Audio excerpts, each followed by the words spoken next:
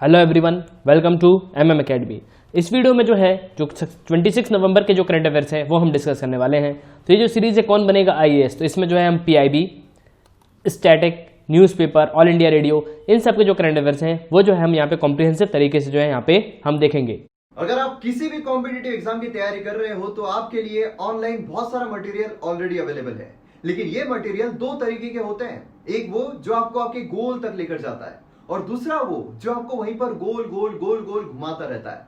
तो डिपेंड आप पर करता है कि आपको कौन सा मटेरियल चूज करना है।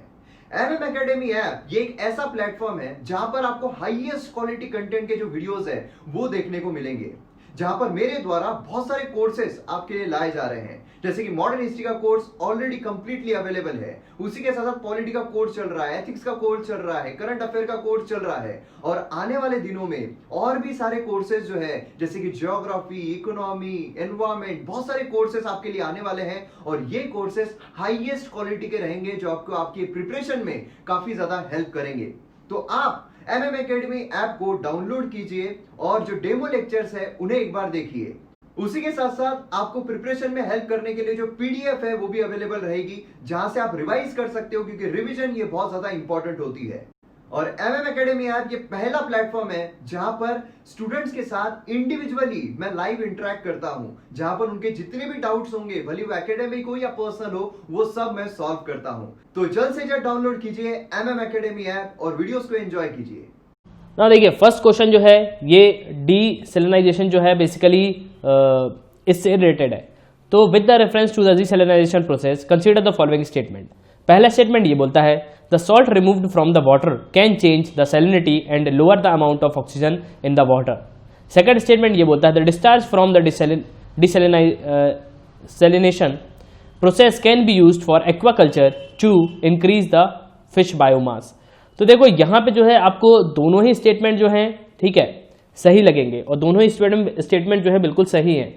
जब सॉल्ट रिमूव होता है वाटर से तो यहाँ पे जो है सैलिनिटी जो है यहाँ पे चेंज हो जाती है। डिस्चार्ज जो होता है तो उससे क्या होता है कि हम जो है इसको जो है एक्वाकल्चर के लिए जो है यूज कर सकते हैं। तो यहाँ पे जो है फिश बायोमास जो है यहाँ पे इंक्रीज होगा।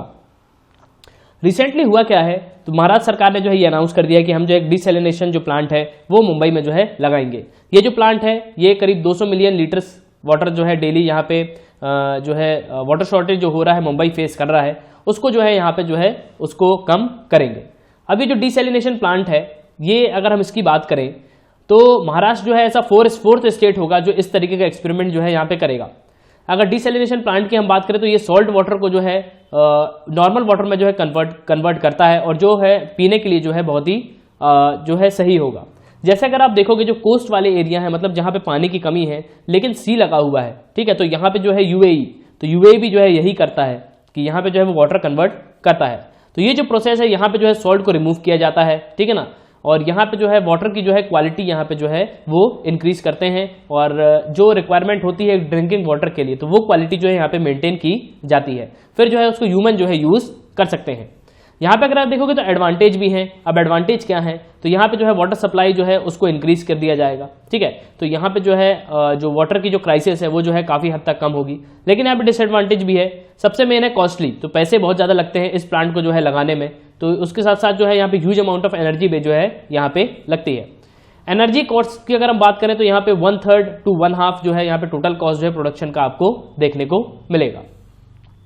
अगर आप देखोगे तो इसका यूज क्या है, तो डिसैलिनेशन प्लांट जो है भारत में ये जो है बेसिकली मिडिल ईस्ट की जो कंट्री है ठीक है, जो जैसे मैंने आपको बताया यूएई है, सऊदी है, तो यहाँ पे जो है आपको इनका जो है यहाँ पे देखने को मिलेगा ठीक है। लेकिन यहाँ पे अगर आप देखोगे तो इस तरह जो प्लांट है बेसिकली यहाँ पे यूएसए और ऑस्ट्रेलिया ने भी जो है यूज किए हुए।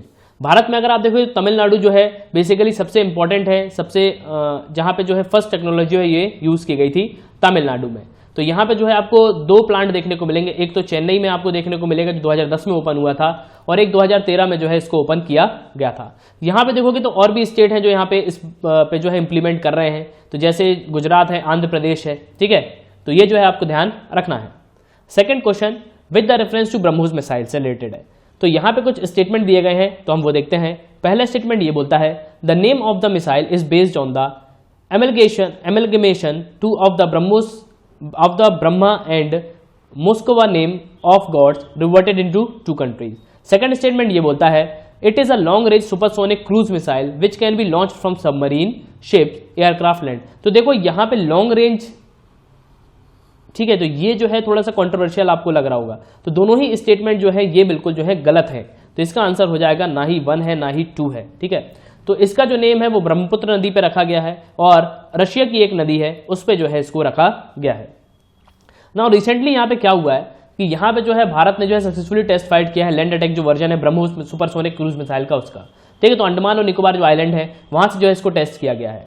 ये जो टेस्ट है ये आर्मी ने जो है कंडक्ट किया था। बेसिकली जो नेवल वर्जन जो है ब्रह्मोस मिसाइल का उसको जो है सक्सेसफुली टेस्ट जो है कर लिया गया है। इसको जो है बेसिकली इंडिजिनियसली बिल्ट जो स्टेल्थ डिस्ट्रॉयर है हमारा INS चेन्नई, तो उससे जो है इसको फायर्ड किया गया है। अगर हम फीचर्स देखेंगे इसके जो लैंड अटैक वर्जन है तो यहाँ पे अगर आप देखोगे तो इसकी जो रेंज है ये बढ़ा दी गई है। तो अब जो रेंज है वो 400 किलोमीटर तक आपको देखने को मिलेगी, लेकिन ओरिजिनल अगर आप देखोगे तो वो 290 किलोमीटर की थी। यहाँ पे अगर आप स्पीड देखोगे तो ये 2.8 मार्क को जो है बेसिकली आपको देखने को मिलेगी और जो ऑलमोस्ट 3 टाइम्स है साउंड की स्पीड का। तो ये इंपॉर्टेंट जो है हो जाता है। यहाँ पे अगर आप देखोगे तो बहुत सारी जो मॉडर्न मिसाइल है, ठीक है, जैसे ब्रह्मोस है, ये जो है बेसिकली टॉप अटैक और डायरेक्ट अटैक मोड्स तो दोनों ही आपको यहाँ पे देखने को मिलेंगे। अगर आप देखोगे यहाँ पे तो ब्रह्मोस मिसाइल के बारे में, तो ये जो है बेसिकली ब्रह्मपुत्र रिवर जो है और मोस्कवा जो रिवर है रशिया की, तो इन पे जो है ये बेस्ड है। ब्रह्मोस मिसाइल जो है डिजाइन किया गया है और इसको जो है ब्रह्मोस एरोस्पेस एक बनाया गया है, तो यहाँ पे जो है इसको जो है प्रोड्यूस किया जाता है। तो ब्रह्मोस जो एरोस्पेस एक जॉइंट वेंचर है भारत का और बेसिकली जो DRDO है हमारा डिफेंस रिसर्च डेवलपमेंट ऑर्गेनाइजेशन, जिसके हेड है हमारे जी सतीश रेड्डी, ठीक है, जी सतीश रेड्डी। और मैं आपको बता दूं DRDO ने एक चीपेस्ट गन शॉट लोकेटर बनाया था जिसका नाम है पार्थ। तो पार्थ क्या है, एक चीपेस्ट जो है गन शॉट लोकेटर है। तो ये जो है आपको ध्यान रखना है, ठीक है। और यहाँ पे जो है मेशिनोस्ट रैना, तो ये जो है रशिया की बेसिकली एक कंपनी है। तो ये दोनों मिलकर जो है यहाँ पे बना रहे हैं ये मिसाइल। यहाँ पे अगर आप देखोगे ये जो है medium range supersonic cruise missile है जो सबमरीन शिप एयरक्राफ्ट सबसे जो है इसको लॉन्च किया जा सकता है। तो यहाँ पे जो था हमको ऑप्शन में लॉन्ग रेंज दिया गया था, ठीक है। तो ये जो है मीडियम रेंज सुपरसोनिक मिसाइल है।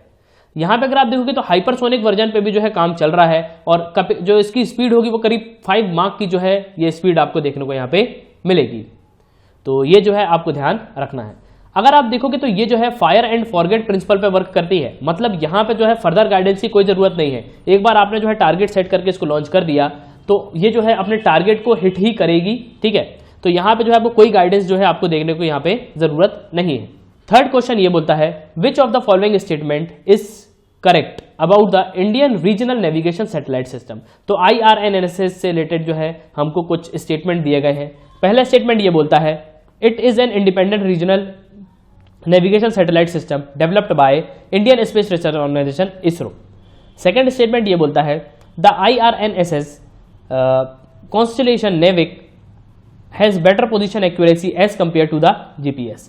थर्ड स्टेटमेंट ये बोलता है the IRNSS is a recognised component of the world wide radio navigation system WWRNS। तो यहाँ पे अगर आप देखोगे तो तीनों स्टेटमेंट जो है ये बिल्कुल जो है सही है। तो इसका आंसर हो जाएगा 1, 2 एंड 3, क्योंकि ये जो है बेसिकली हमको जो है यहाँ पे एक्यूरेसी को जो है काफ़ी बेटर पोजीशन हमको देखने को यहाँ पे मिलेगी ना। देखो जो मैरीटाइम सेफ्टी कमेटी जो है जो इंटरनेशनल मैरीटाइम ऑर्गेनाइजेशन की है, ठीक है ना, इसने रिकॉग्नाइज किया हुआ है कि इंडियन रीजनल जो नेविगेशन सैटेलाइट सिस्टम है ये जो है एक कंपोनेंट है किसका, world wide radio navigation system का, ठीक है। तो यहाँ पे जो है 102nd जो है 102nd सेशन जो है यहाँ पे वर्चुअली जो है यहाँ पे हेल्ड किया गया था। अब अगर हम बात करें IMO की, तो ये जो है यूनाइटेड नेशंस की स्पेशलाइज्ड एजेंसी है जो सेफ्टी और सिक्योरिटी जो शिपिंग का है, ठीक है, जो मैरीटाइम पे जो है यहाँ पे वर्क करता है। जो एटमॉस्फेरिक पॉल्यूशन होता है शिप्स से, तो वहां पे जो है इस पे जो है ये वर्क करता है। भारत जो है 4th कंट्री बना है वर्ल्ड में जिसका जो है independent regional navigation satellite system है हमारे पास। तो ये जो है IMO जो है इसको रिकॉग्नाइज किया है। जो world wide radio navigation system है इसका जो है ये पार्ट है। अगर आप और 3 कंट्रीज देखोगे जिनका खुद का नेविगेशन सिस्टम है, तो यहाँ पे जो है USA है, रशिया है और चाइना है। यहाँ पे अगर आप देखोगे तो इस नेविगेशन सिस्टम का इंपॉर्टेंस क्या है, तो बेसिकली जो IMO जो है इसने IRNSS जो है इसको अल्टरनेटिव नेविगेशन मॉड्यूल जो है जो इंडियन वाटर्स आपको देखने को मिलेगा, तो इसको जो है यहाँ पे एक्सेप्ट कर लिया गया है, ठीक है ना। और ये जो है बेसिकली इसको यूज किया जाएगा पायलट बेसिस पे, ठीक है ना। तो यहाँ पे जो ऑल मर्चेंट वेसल जो है ये ऑथराइज होंगी कि जो है इसको जो है यूज कर सके। उसके साथ साथ जो है स्मॉल फिशिंग वेसल्स भी हैं, तो ये भी जो है इसको यूज कर सकती हैं। तो जो नेविगेशन सिस्टम है ये जो है GPS जो है GPS सिस्टम जो है इंडियन ओशन वाटर तो में तो इसको जो है बेसिकली अब रिप्लेस करेगा। और जो इंडिया की बाउंड्री है वहां पे जो है 1500 किलोमीटर तक जो है आप यहाँ पे जो है नेविगेशन यहाँ पे कर सकते हो। तो IRNSS जो है ये एक रीजनल और एक बेसिकली नेविगेशन सिस्टम जो है होगा। ग्लोबल नेविगेशन सिस्टम ये नहीं होगा, ये एक रीजनल नेविगेशन सिस्टम होगा। तो ये जो है आपको ध्यान यहाँ पे रखना है। अगर हम बात करें Indian regional navigation satellite system की, तो ये जो है एक independent regional navigation satellite system है, जिसको जो है ISRO Indian Space Research Organisation ने जो है तो इसको जो है यहाँ पे डेवलप्ड किया हुआ है। इसरो की अगर मैं बात करूँ तो इसरो जो है अपना चंद्रयान 3 जो मिशन है इसको जो है 2024 में जो है इसको लॉन्च करेगा, ठीक है। और इसरो के अगर हम हेड की बात करें तो K7 जो है चेयरमैन है इसरो के। मेन ऑब्जेक्टिव अगर आप देखोगे यहाँ पे तो ये रिलायबल पोजीशन जो है प्रोवाइड करना, नेविगेशन प्रोवाइड करना, टाइम सर्विसेज जो है इंडिया की, ठीक है ना, तो इंडिया में जो टाइमिंग सर्विसेज हैं उसको जो है यहाँ पे प्रोवाइड करना, और जो नेबरहुड है वहाँ भी। तो जो IRNSS है इसको जो है नाविक ये नाम दिया गया है, नेविगेशन विद इंडियन कॉन्स्टेलेशन, ठीक है ना। ये जो हमारे प्राइम मिनिस्टर हैं तो उन्होंने जो है ये नाम दिया है नाविक। तो ये जो है आपको ध्यान रखना है। नाविक जो है ये 2 टाइप्स की सर्विस हमें प्रोवाइड करेगा। एक तो है स्टैंडर्ड पोजिशनिंग सर्विस SPS जिसे हम बोलते हैं, जो जनरल पब्लिक के लिए होगी। एक होगा रेस्ट्रिक्टिव सर्विस, जो बेसिकली जो सर्विस जो है इसको ऑथोराइज किया जाएगा कि कौन सी एजेंसी जो है इसको यूज कर सकती है। तो ये जो है आपको ध्यान रखना है। Question 4, with the reference to Chang'e E5 mission consider the following statement. पहला स्टेटमेंट ये बोलता है it seeks to collect lunar material and bring back to earth. Second statement ये बोलता है it is China's first mission to moon. तो यहाँ पे अगर आप देखोगे तो ये स्टेटमेंट तो आपको गलत बिल्कुल है ही, क्योंकि ये पहला मिशन तो है नहीं चाइना का, ठीक है। तो यहाँ पे एलिमिनेट अगर आप देखोगे तो बी भी कैंसिल हो जाएगा, ये भी हो जाएगा, ठीक है। और बेसिकली यहाँ पे जो है अब हमारे पास 2 ही ऑप्शन बनते हैं, या तो ये होगा या ये होगा या ये होगा। तो यहाँ पे अगर आप देखोगे तो दोनों ही स्टेटमेंट जो है वो काफ़ी हद तक आपको लग रहा है कि गलत है, लेकिन ऐसा नहीं है। ये तो बिल्कुल सही है कि लूनर मटेरियल जो है ये यहाँ पे बेसिकली बैक टू अर्थ जो है ये लेके आएगा। तो ऑप्शन ए जो है ये बिल्कुल सही हो जाता है ना। देखो चाइना ने जो है एक अनमेन्ड स्पेसक्राफ्ट जो है लॉन्च किया हुआ है, जो लूनर रॉक्स जो है उनको जो है वापस लेके आएगा। ये जो है फर्स्ट अटेम्प्ट है जो है किसी भी नेशन ने जो है ऐसा किया हुआ है, जो मून में जो है ये जो है जो मटेरियल पड़ा हुआ है तो उसको जो है यहाँ पे लेके आएगा। ये जो है आप 4 डिकेड्स में अगर आप देखोगे पिछले 40 सालों में, तो ये जो है पहली बार ऐसा देखने को हमको मिल रहा है। ये जो चैंग E5 मिशन है, ठीक है, इसको जो है बेसिकली जो एंशिएंट चाइनीज जो गॉडेस हैं मून की, तो उनके नाम पे जो है इसको रखा गया है। और ये जो है जो लूनर मटेरियल जो है इसको कलेक्ट करेगा, और ये जो है साइंटिस्ट को हेल्प करेगा कि यहाँ पे जो है मून्स का जो ओरिजिन है और फॉर्मेशन है उसको जो है हम और अच्छे से जो है पढ़ पाएं। तो बेसिकली इसको जो है लॉन्ग मार्च 5 जो है ये रॉकेट है, तो इससे जो है इसको लॉन्च किया गया है, ठीक है। और यहाँ पे जो है जो चैंग E5 स्पेसक्राफ्ट जो है इसको लेके जाएगा। इसको जो है बेसिकली जो वेंचैंग स्पेस लॉन्च सेंटर है चाइना का, तो वहाँ से जो है इसको लॉन्च किया गया है। और लॉन्ग मार्च जो है बहुत ही इंपॉर्टेंट जो है एक रॉकेट है, ठीक है। तो ये जो है आपको ध्यान रखना है। और चाइना की जो एजेंसी है उसका नाम है CNSA, Chinese national space agency.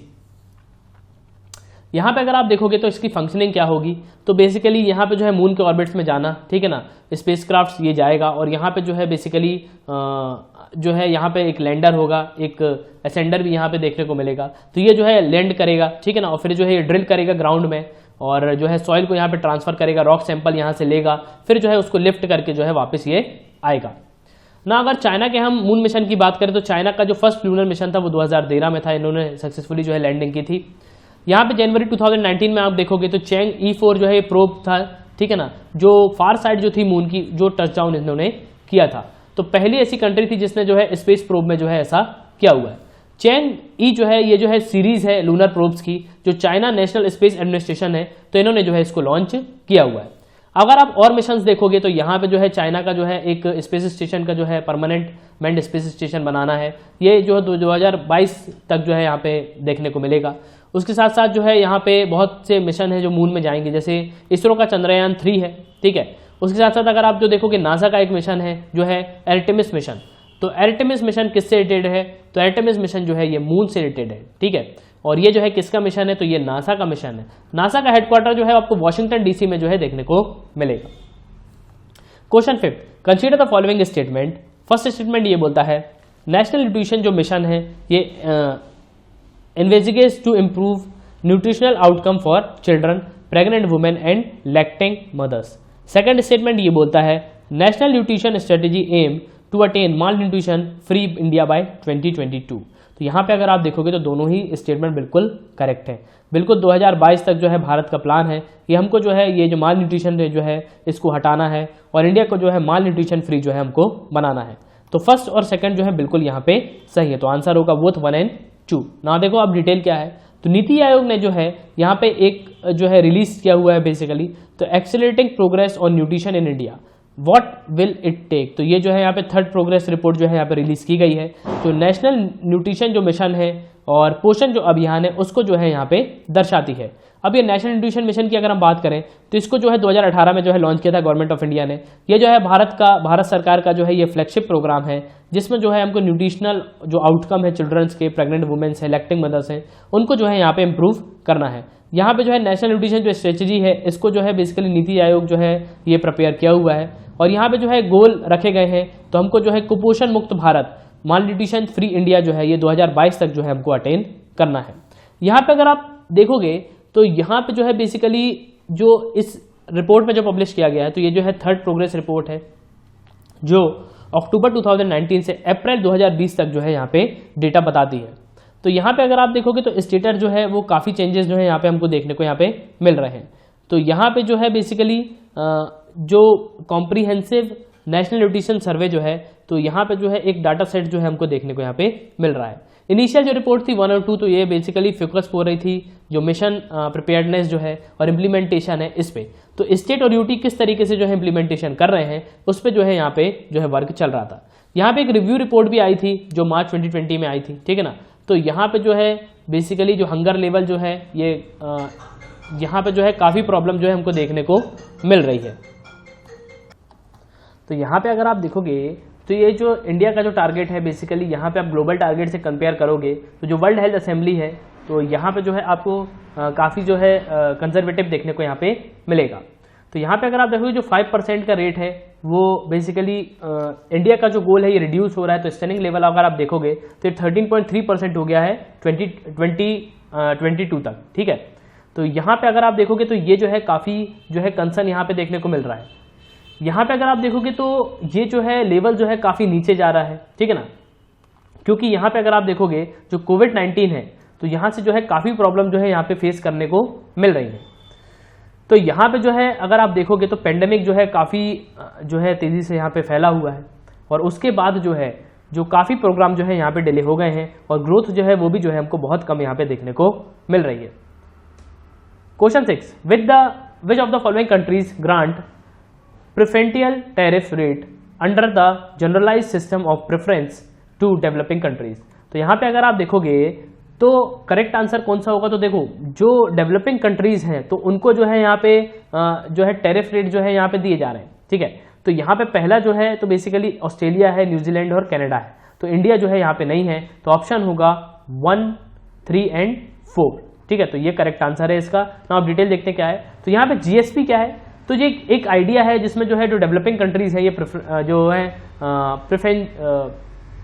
Preferential जो टैरिफ रेट्स हैं तो वो जो है मार्केट्स में यहाँ पे दे रहे हैं जो इंडस्ट्रियलाइज्ड कंट्रीज हैं उनको। इसको जो है बेसिकली फर्स्ट जो है यूनाइटेड नेशंस कॉन्फ्रेंस जो है ऑन ट्रेड ऑन डेवलपमेंट, तो जो यूनाइटेड है तो कॉन्फ्रेंस जो है यहाँ पे हेल्ड की गई थी 1964 में। तो फर्स्ट जो है यहाँ पे इसको रखा गया था।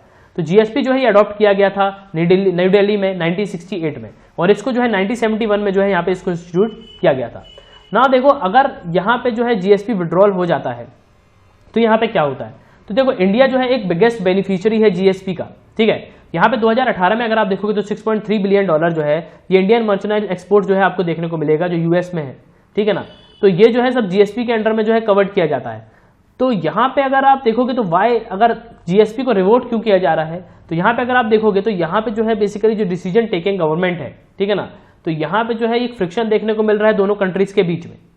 अगर देखोगे तो इंडिया के जो है यहाँ पे न्यू ई कॉमर्स रूल जो है यहाँ पे देखने को मिल रहे हैं जो करीब जो है जो अमेरिकन कंपनीज जो हैं उनको काफ़ी जो है यहाँ पे इम्पैक्ट देखने को मिल रहा है, जैसे अमेजन है, वॉलमार्ट है, ठीक है। तो मैं आपको बता दूं वॉलमार्ट के जो सीईओ है तो बेसिकली वो है वॉरेन बफेट, ठीक है। तो वॉरेन बफेट की जो है ये कंपनी है और फ्लिपकार्ट ने जो है ओन कर लिया था किसको, वॉलमार्ट ने ओन कर लिया था फ्लिपकार्ट को, ठीक है। और अमेजन के कौन है, Jeff Bezos, the richest man in the world Jeff Bezos. ठीक है। तो यहाँ पे अगर आप देखोगे तो टैरिफ जो है ये बेसिकली जो प्रोडक्ट पे है, जो स्मार्ट वॉचेस हैं और हाई एंड जो मोबाइल फोन्स हैं, तो यहाँ पे जो है काफ़ी टैरिफ जो है यहाँ पे देखने को मिल रहे हैं, ठीक है। और उसके साथ साथ जो है जो ग्रेटर मार्केट है उन पे जो यूएस की जो डेयरी इंडस्ट्रीज है तो उनका भी जो है यहाँ पे उतना एक्सेस जो है यहाँ पे देखने को नहीं मिलता। Question 7, consider the following statement regarding bird flu, जिसे हम H5N1 के नाम से जानते हैं, ठीक है। फर्स्ट स्टेटमेंट ये बोलता है H5N1 is responsible for causing lymphatic filariasis in humans. Second statement ये बोलता है H5N1 can transmit from one person to another easily by contact. तो यहाँ पे देखो दोनों ही ऑप्शन जो है ये गलत हो जाते हैं, ठीक है। ये दोनों ही ऑप्शन जो है ये बिल्कुल गलत है ना। देखो डिटेल क्या है, तो साइंटिस्ट जो ब्रिटेन के हैं उन्होंने जो है बेसिकली एक जीन एडिटिंग टेक्निक जो है यहाँ पे बेसिकली यूज करी हुई है, जिससे जो है बर्ड फ्लू जो स्प्रेड हो रहा है चिकन सेल में उसको जो है हम यहाँ पे जो है खत्म कर सकते हैं।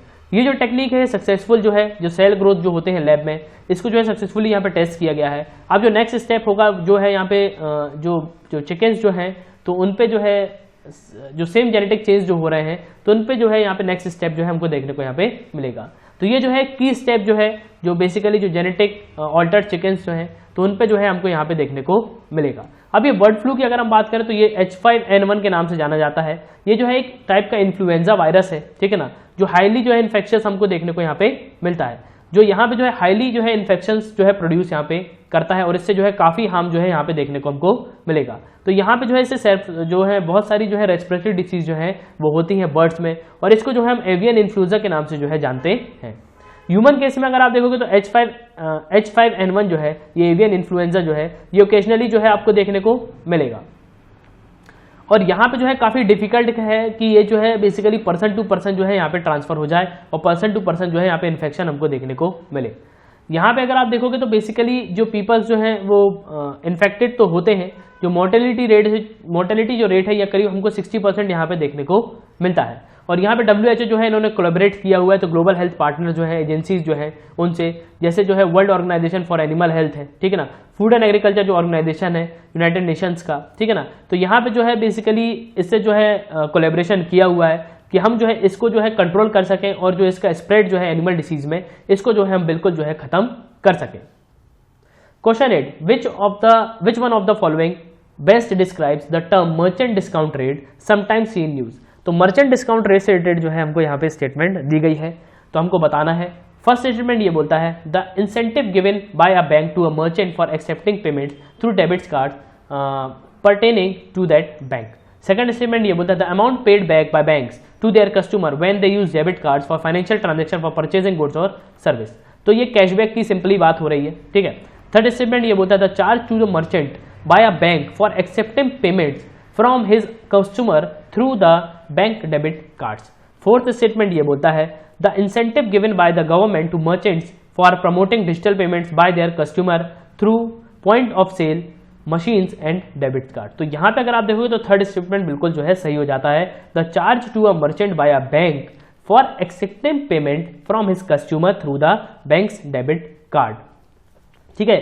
तो अगर आप देखते हो कोई भी आप सामान लेते हो जाके तो यहाँ पे जो है वो बोलता है ना आपको सर्विस चार्ज जो है यहाँ पे देना पड़ेगा, ठीक है ना, कुछ चार्ज जो है यहाँ पे लगेगा 1 या 2% या 1% आपको देना पड़ता है। तो यहाँ पे अगर आप देखोगे तो आरबीआई की जो कमेटी है जो डिजिटल पेमेंट में जो है वर्क कर रही है, इसके हेड कौन है, तो इसके हेड है नंदन निलेकनी, ठीक है। तो नंदन निलेकनी जो है इसके हेड है, इन्होंने जो है रिकमेंडेशन दी है कि हमको जो है डिजिटल पेमेंट को जो है भारत में इसको जो है हमको और स्ट्रेंथन जो है करना है। तो यहाँ पे जो है सबसे पहला ये बोल रहे हैं कि हमको जो ट्रांजैक्शन चार्ज जो है इसको रिमूव करना चाहिए जो डिजिटल पेमेंट में है, ठीक है। तो डिजिटल पेमेंट में जो है जो भी रिमूवल जो ट्रांजैक्शन चार्ज जो होते हैं उसको जो है हमको जो है यहाँ पे हटाना चाहिए। यहाँ पे जो है कोई भी जो है कन्वीनियंस जो फीस जो है ये नहीं होना चाहिए कस्टमर की डिजिटल पेमेंट अगर वो कर रहे हैं। तो यहाँ पे अगर मर्चेंट डिस्काउंट रेट आप देखोगे तो ये जो है प्राइसिंग स्ट्रक्चर जो है ये 15 बेसिस पॉइंट आपको देखने को मिलेगा। तो यहाँ पे 100 बेसिस पॉइंट का जो मतलब होता है वो 1% पॉइंट होता है, ठीक है। तो यहाँ पे जो है जो इंटरचेंज रेट जो है कार्ड पेमेंट पे उसको जो है यहाँ पे जो है कट करना चाहिए। तो यहाँ पे अगर आप देखोगे जो गुड्स और सर्विस जो टैक्स है, ठीक है ना, तो इसको भी जो है यहाँ पे रिड्यूस करना चाहिए जो डिजिटल ट्रांजेक्शन पे हमको देखने को यहाँ पे मिलते हैं।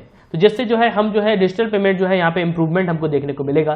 देखिए सिंपल सी बात है, अगर टैक्स कम लगेगा, ठीक है, तो यहाँ पे जो है अगर चार्ज नहीं लगेगा तो आप क्यों इतने पैसे कैरी करोगे, आप जो है वहाँ पे कार्ड से पेमेंट कर दोगे, ठीक है। क्यों, अगर मान लो आप एक आईफोन खरीदने जाते हो, ठीक है, अब उसकी प्राइस है 1 लाख रुपीज़, तो आप इतना पैसा क्यों कैरी करके जाओगे, ठीक है। तो यहाँ पे आप क्या करोगे, आप सिंपल है अपना कार्ड लेके जाओगे, यहाँ पे पेमेंट करोगे। अगर आपको पता है कि हमको कोई पैसे यहाँ पे नहीं लग रहे हैं, अगर हम कार्ड से पेमेंट कर रहे हैं, ठीक है, तो हमको कोई भी पैसे नहीं लग रहे हैं, तो आप कार्ड से ही पेमेंट करोगे। ये एक इजी मेथड है, एक सेफ भी मेथड है, ठीक है। तो ये जो है आपको ध्यान रखना है। नाउ सेकंड क्वेश्चन ये आता है, next question, consider the following statement regarding physical performance index. तो फिजिकल परफॉर्मेंस इंडेक्स से जो है यहाँ पे कुछ जो है स्टेटमेंट दिए गए हैं। पहला स्टेटमेंट ये बोलता है it is released by confederation of Indian industry. Second statement ये बोलता है it is N multi dimensional tool that ranks the states on the basis of their quality of budget. तो यहाँ पे अगर आप देखोगे तो दोनों ही स्टेटमेंट जो है ये बिल्कुल सही है, ठीक है। ये जो है कॉन्फेडरेशन ऑफ इंडियन इंडस्ट्री जो है इसको रिलीज करता है, और ये जो है मल्टी डायमेंशनल टूल है जो स्टेट्स को जो है रैंक करता है उनकी क्वालिटी ऑफ बजट को देख के। तो यहाँ पे बोथ 1 और 2 जो है करेक्ट आंसर है। नाउ डिटेल देखते हैं। तो कॉन्फेडरेशन ऑफ इंडियन इंडस्ट्री जो है ये जो है बेसिकली यहाँ पे फिजिकल परफॉर्मेंस इंडेक्स के साथ जो है ये आया हुआ है, ठीक है। तो यहाँ पे जो है क्वालिटी ऑफ बजट जो है ये जो है सेंट्रल और स्टेट गवर्नमेंट जो है यहाँ पे रिप्रेजेंट करते हैं। तो यहाँ पे जो है क्वालिटी जो बजट होती है तो वहाँ पे जो है सेंट्रल और स्टेट गवर्नमेंट की, तो यहाँ पे जो है इनका जो है आकलन यहाँ पे किया जाता है। अगर यहाँ पे आप कंपोजिट फिजिकल परफॉर्मेंस इंडेक्स यहाँ पे देखोगे तो ये जो है बेसिकली CII इसको डेवलप करता है, ठीक है ना। ये एक इनोवेटिव टूल है जो मल्टी इंडिकेटर्स को जो है यहाँ पे दर्शाता है, जो एग्जामिन करता है जो क्वालिटी ऑफ बजट जो होते हैं सेंट्रल और स्टेट लेवल के। ये जो इंडेक्स है बेसिकली इसको जो है यूनाइटेड नेशन डेवलपमेंट प्रोग्राम जो है बेसिकली इसको कंस्ट्रक्ट यहाँ पे किया गया है, ठीक है। तो जो ह्यूमन डेवलपमेंट इंडेक्स मेथोडोलॉजी है तो उस पर जो है इसको जो है बेसिकली कंस्ट्रक्ट जो है यहाँ पे किया गया है। यहाँ पे जो है आपको 6 कंपोनेंट जो है यहाँ पे देखने को आपको मिलेंगे। तो पहला है क्वालिटी ऑफ रेवेन्यू एक्सपेंडिचर, ठीक है, कि रेवेन्यू जो आता है तो उसको कहाँ पे जो है खर्च किया जाता है, क्या क्वालिटी है उसकी। Quality of capital expenditure, quality of revenue, degree of physical prudence and degree of physical prudence, ठीक है, और डेब्ट इंडेक्स। तो बेसिकली इन सब पे जो है इसको आंका जाता है। अगर आप यहाँ पे देखोगे तो रिकमेंडेशन भी है कुछ CII की, तो physical responsibility of budget management जो है एक्ट, तो जिसमें जो है टारगेट जो है सेट किया गया है गवर्नमेंट का, तो इसको जो है बेसिकली रिड्यूस करना चाहिए फिजिकल डेफिसिट को, ठीक है। तो सबसे मेन कंपोनेंट तो यही है। और अगर हम बात करें कॉन्फेडरेशन ऑफ इंडियन इंडस्ट्री की, तो ये जो है एक नॉन गवर्नमेंट ऑर्गेनाइजेशन है, और ये जो है नॉट फॉर प्रॉफिट इंडस्ट्री जो है बेसिकली इसको जो है industry led and industry managed जो है ऑर्गेनाइजेशन, तो यहाँ पे जो है बेसिकली एक जो है इंपॉर्टेंट रोल प्ले करते हैं जो इंडिया के डेवलपमेंट प्रोसेस में। इसको जो है 1895 में जो है एस्टेब्लिश किया गया था। ये जो है एक इंडिया का जो है प्रीमियर बिजनेस जो है एसोसिएशन है, और यहाँ पे करीब 9000 मेंबर जो है आपको देखने को यहाँ पे मिलेंगे, जो प्राइवेट और पब्लिक सेक्टर दोनों में ही जो है वर्क करते हैं। तो यहाँ पे जो है SMEs मतलब स्मॉल मीडियम इंडस्ट्रीज जो है उनको, और MNCs जो है, तो इन दोनों को जो है यहाँ पे कंसीडर जो है किया जाता है। Question 10, with the reference of 5G technology. तो 5G टेक्नोलॉजी से रिलेटेड जो है कुछ स्टेटमेंट जो है हमको यहाँ पे दिए गए हैं। पहला स्टेटमेंट ये बोलता है it is a next generation of mobile network beyond long term evolution LTE mobile networks. Second statement ये बोलता है it is design to be work for the internet of things. Third statement ये बोलता है it consume more energy and emits more radiation. तो देखो ऐसा बिल्कुल भी नहीं है कि बहुत एनर्जी कंज्यूम करेगा, नहीं। फर्स्ट और सेकंड स्टेटमेंट जो है ये समझ में आते हैं, तो ये जो है बिल्कुल सही है, ठीक है। नाउ देखो यहाँ पे, तो अगर एक्सप्रेशन अगर आप देखोगे तो ग्लोबल टेलीकॉम इंडस्ट्री जो है बॉडी जो GSMA, यहाँ पे जो है इंडिया में जो है एक्सपेक्ट कर रहे हैं कि ये जो है 920 मिलियन जो है यूनिक मोबाइल जो सब्सक्राइबर है 2025 तक जो है हो जाएंगे। तो यहाँ पे जो है करीब 88 मिलियन जो लोग हैं वो 5G कनेक्शन यहाँ पे यूज करेंगे। तो यहाँ पे अगर आप देखोगे जो 5G, तो ये जो है बेसिकली डिस्क्राइब किया जाता है कि नेक्स्ट जनरेशन जो मोबाइल नेटवर्क होगा उसके लिए। तो यहाँ पे जो है लॉन्ग टर्म एवोल्यूशन जो हम LTE मोबाइल नेटवर्क जो है अभी हम 4G यूज करते हैं उसको जो है यहाँ पे अब जो है धीरे धीरे सबमर्ज किया जाएगा, और 5G जो है टेक्नोलॉजी यहाँ पे इंट्रोड्यूस की जाएगी। यहाँ पे अगर आप एप्लीकेशन देखोगे ये जो है मिक्स टेलीकॉम टेक्नोलॉजी है, तो यहाँ पे मच डाटा जो है हायर स्पीड जो है हमको यहाँ पे देखने को मिलेगी। उसके साथ साथ जो है कनेक्टिविटी जो है वो भी जो है हमको यहाँ पे बहुत हाई जो है देखने को मिलेगी। उसके साथ साथ जो है एक बहुत ही कम पावर में जो है यहाँ पे यूज किया जाएगा। उसके साथ जो बैटरी लाइफ जो है इसको भी जो है यहाँ पे एक्सटेंड किया जाएगा। यहाँ पे अगर आप एडवांटेज देखोगे तो 5G नेटवर्क जो है स्पीड जो है एक पीक डाटा जो है आपको 20 Gbps जो है पर सेकंड आपको देखने को मिलेगी। तो यहाँ पे जो है डाउनलोड लिंक जो है आपको 20 GB पर सेकंड आपको देखने को मिलेगी। उसके साथ साथ जो है अप लिंक वो जो है जो 10 GB पर सेकंड आपको यहाँ पे देखने को मिलेगी। यहाँ पे अगर आप देखोगे तो बेसिकली 5G जो है ये काफ़ी जो है बहुत ही ज़्यादा स्पीड जो है यहाँ पे हमको देखने को मिलने वाली है। यहाँ पे अगर आप इंटरनेट ऑफ थिंग्स देखोगे तो ये जो है कि इकोसिस्टम है जो फिजिकल जो ऑब्जेक्ट्स हैं उनको जो है कनेक्ट करता है। हम इंटरनेट के थ्रू जो है उनको एक्सेस कर सकते हैं with the connection of internet. तो ये जो है आपको ध्यान रखना है। यहाँ पे अगर आप देखोगे तो आपको LTE का फुल फॉर्म भी देखना है। तो LTE जो होता है वो लॉन्ग टर्म एवोल्यूशन जो है होता है। इसको जो है 4G वायरलेस कम्युनिकेशन में जो है बेसिकली डेवलप किया गया है। और वोल्ट जो है तो ये जो है basically voice over long evolution यहाँ पे आपको देखने को मिलेगा। तो ये जो है आपको ध्यान रखना है। तो ये थे हमारे पूरे करंट अफेयर्स और उम्मीद करता हूँ कि आपको यहाँ पे बहुत कुछ जानने को मिला होगा। So god bless you, good bye, see you in the next videos of MM Academy।